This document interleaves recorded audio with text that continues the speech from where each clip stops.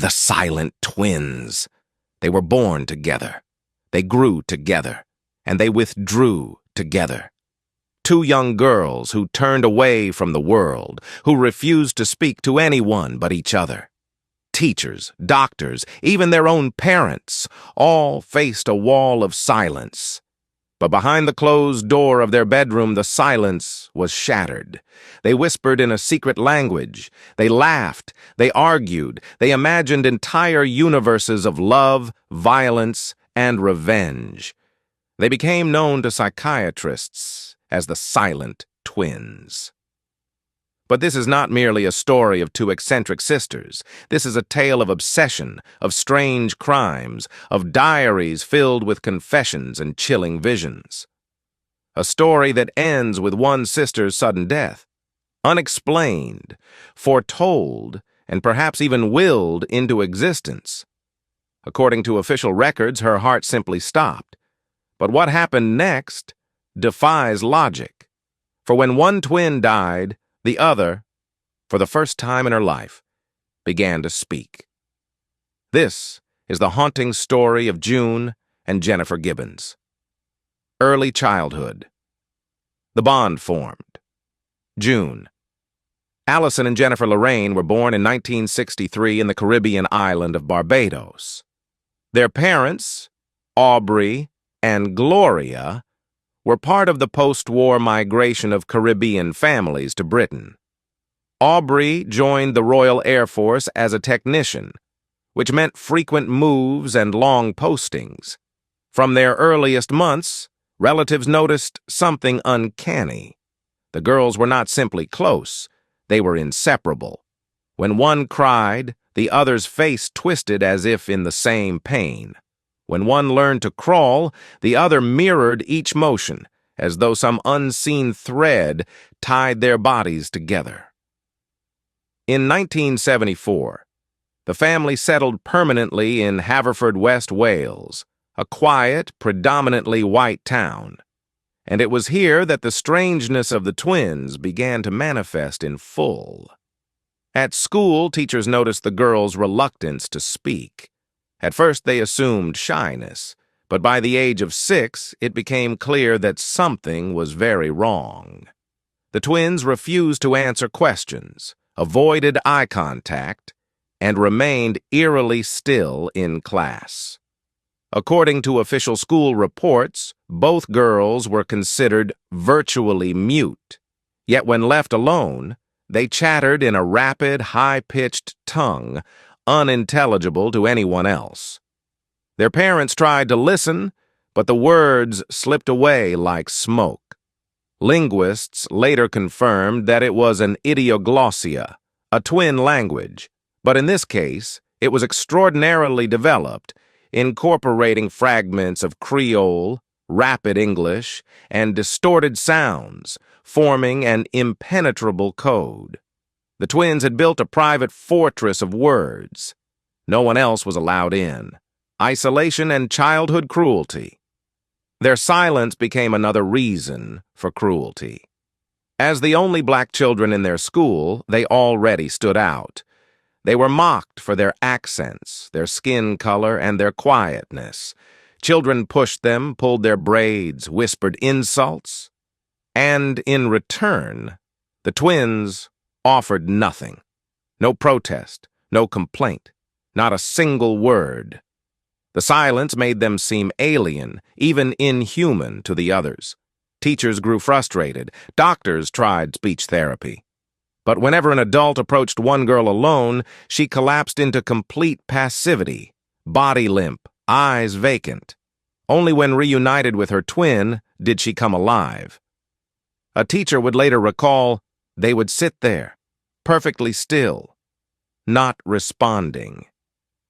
But if you watched closely, you could see their lips moving ever so slightly, whispering to each other. It was unnerving.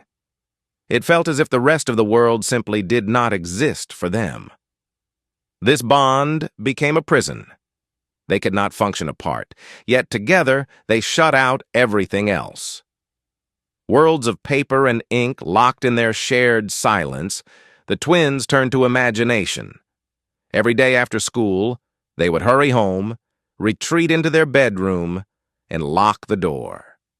There, hours slipped away as they filled notebooks with stories. According to later catalogs, the twins wrote thousands of pages. Their stories were not innocent children's tales. They were intense, obsessive, filled with death and power. Jennifer's writing was darker.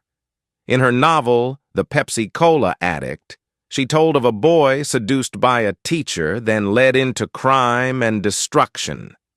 Another story described a physician who murders his patients. June's writings were tinged with melancholy. One diary entry reads, "Nobody suffers the way I do. Not with a sister.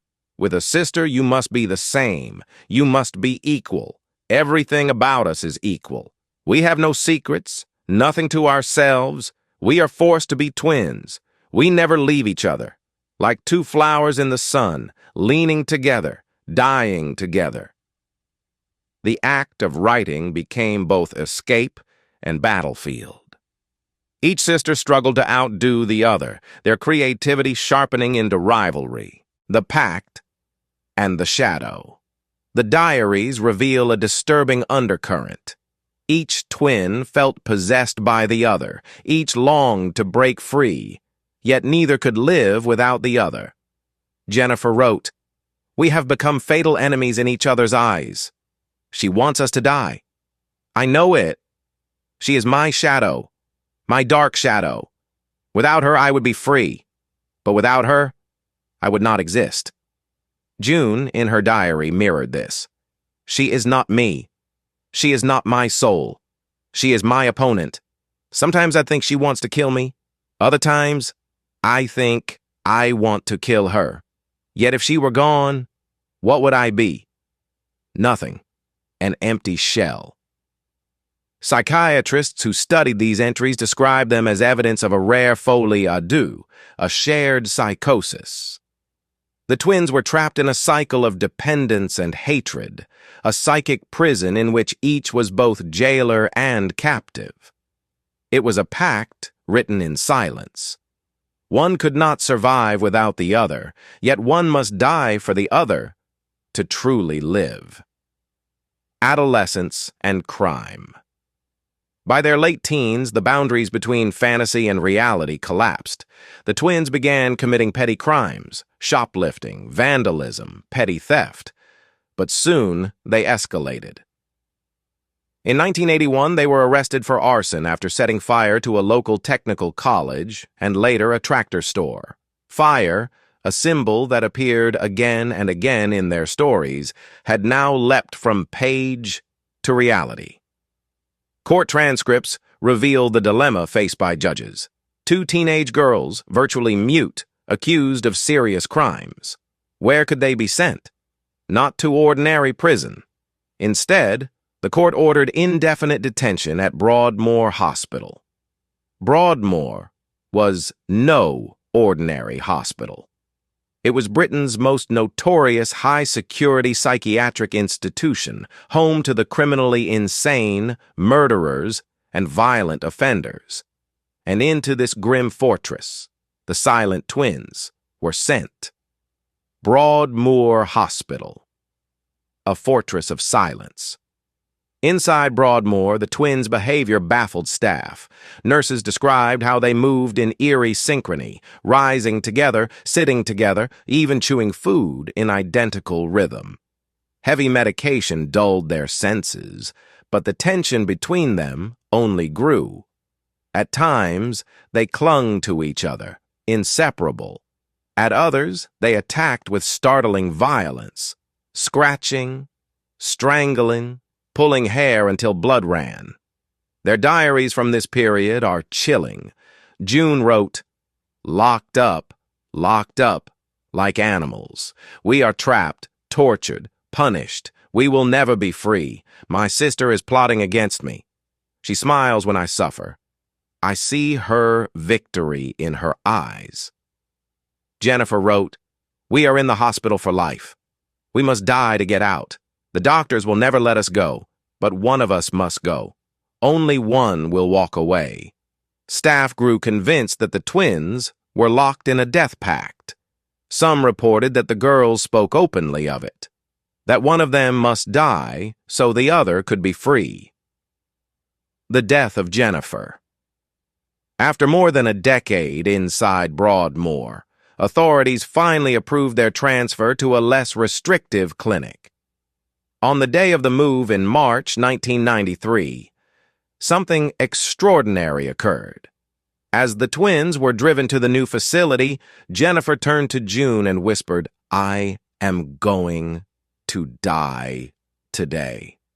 Hours later, shortly after arrival, Jennifer collapsed. Her eyes rolled back, her body convulsed. She was rushed to the hospital but declared dead soon after. The cause? Acute myocarditis. Sudden inflammation of the heart. No poison, no drugs, no injury. She had been perfectly healthy hours before. She was 29 years old. June later told a journalist, "We had made a pact. We had decided that one of us had to die. Jennifer gave her life for me." Aftermath. A voice emerges. The aftermath was even more mysterious. After Jennifer's death, June began to speak. For the first time in her life, she conversed freely with doctors, with her family, with strangers. The silence that had bound her for 3 decades was broken. It was as if her sister's death had released her. She told one reporter, "I was free at last, liberated. And yet I lost my shadow, my tormentor, my other half. I loved her too much, and I hated her too much.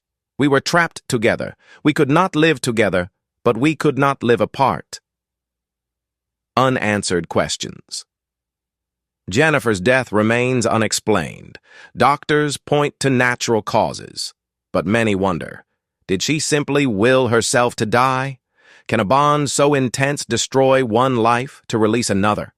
The diaries remain as the only true record. Thousands of pages of cryptic words, confessions, visions. Some believe they hold the answer. Others believe the truth was buried with Jennifer. Closing. June and Jennifer Gibbons chose silence as their language, and in that silence they built a universe that no one else could enter. They wrote of love, of power, of death, and then they lived it. One died without explanation. The other began to speak. Was it madness? Was it a pact fulfilled? Or was it something darker, beyond the reach of science? 2 sisters. One silence. One voice freed by death. And one question that may never be answered.